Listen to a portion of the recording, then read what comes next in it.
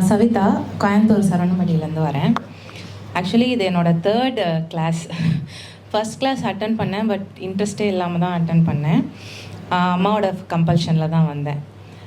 But அம்மா அதை continue பண்ணாங்க, என்னால் அதை கண்டினியூ பண்ண முடியல.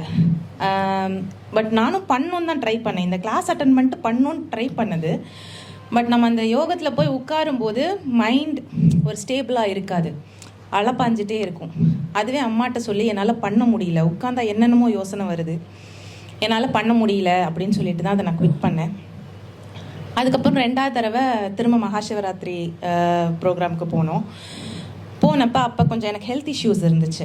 அப்போ குருஜிட்ட சொல்லி அதுக்கு மருந்தெல்லாம் வாங்கி கொடுத்து அதுக்கப்புறம் நான் அது கிளியர் ஆகிட்டேன் அதுலேருந்து. அப்புறம் பர்சனல் லைஃப்லேயுமே சில ப்ராப்ளம்ஸ். ஸோ அதெல்லாம் ஃபேஸ் பண்ணுறதுக்கு அம்மா கிட்டேருந்து அந்த இன்ஸ்பிரேஷன் எனக்கு நிறையா வந்துச்சு.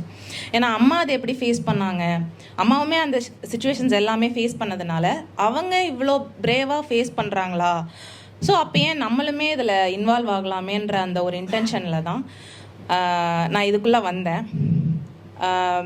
கிளாஸ் அட்டன் பண்ணணும் ஒரு 3 மந்த்ஸாக நான் வெயிட் பண்ணிட்டுருக்கேன் இந்த கிளாஸ்க்காக.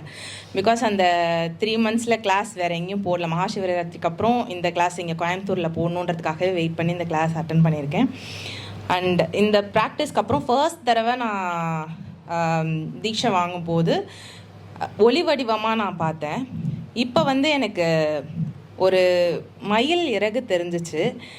அது என்ன மீனிங்னு எனக்கு தெரியல, அதை நான் குருஜிட்ட கேட்கணும்.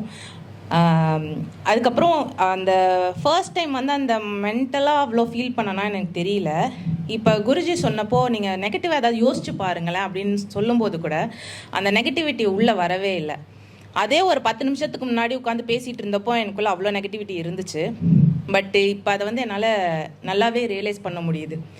ஸோ இதே பாசிட்டிவிட்டி எனக்குள்ளே இருக்கணும் அப்படின்னு நினச்சி கண்டிப்பாக அதை நான் கண்டினியூ பண்ணுவேன். இதை சொல்லிக் கொடுத்த குருஜிக்கு தேங்க்யூ.